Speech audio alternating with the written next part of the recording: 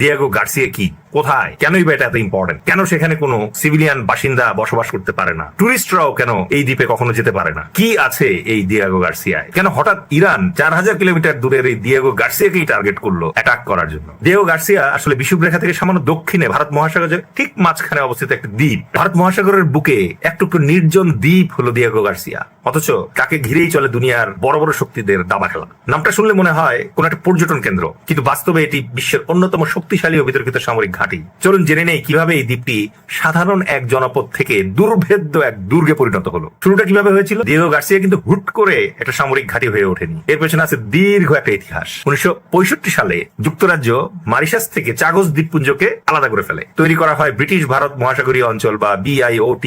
এরপর 1966 সালে একটা গোপন চুক্তি করা হয়, যে চুক্তির মাধ্যমে যুক্তরাজ্য এই দ্বীপটা যুক্তরাষ্ট্রকে 50 বছরের জন্য এই দায়িত্ব দেয়। এই যারা আর 20 বছর পরে বাড়ানো হয়, কিন্তু সবচেয়ে নির্মম কাজটা করা হয় 1967 থেকে 1973 সালের মধ্যে। প্রায় 2000 দ্বীপবাসীকে ভিটেবাটি ছাড়া করা হয় জোর করে। 1971 সালে মার্কিন নৌবাহিনীর একটা প্রকৌশলী দল, যাদেরকে বলা হয় সি বিচ, সেখানে কাজ শুরু করে এবং 1986 সালের মধ্যে এটা একটা পূর্ণাঙ্গ নৌ সহায়ক কেন্দ্রে পরিণত হয়। এখন এই দ্বীপটা কার দখলে এবং কিভাবে চলে? কাগজে কলমে এটি এখনো যুক্তরাজ্যের শাসনাধীন, তবে মরিশাস শুরু থেকেই একে নিজেদের অংশ বলে দাবি করে আসছে। 2019 সালে আন্তর্জাতিক আদালত বা ICJ মরিশাসের পক্ষে রায় দিয়েছিল এবং এরপর থেকে পরিস্থিতি কিছুটা পাল্টাতে শুরু করে। দীর্ঘ দর কষাকষির পর 2025 সালের 22 মে যুক্তরাজ্য ও মরিশাসের মধ্যে একটা চুক্তি স্বাক্ষরিত হয়।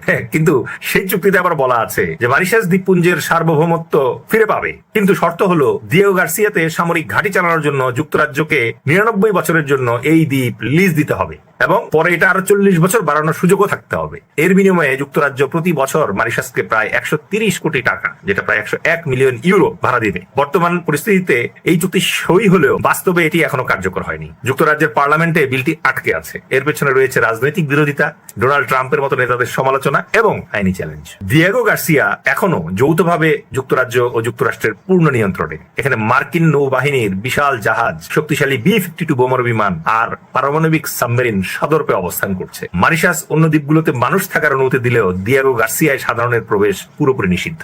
শোনা যাচ্ছে যে গত 20 এবং 21 মার্চ দিয়েগো গার্সিয়াকে লক্ষ্য করে ইরান দুটি IRBM বা ইন্টারমিডিয়েট রেঞ্জ ব্যালিস্টিক মিসাইল ছুঁড়েছে। কিন্তু প্রশ্ন হলো, কেন ইরান এখানে মিসাইল ছুড়ল?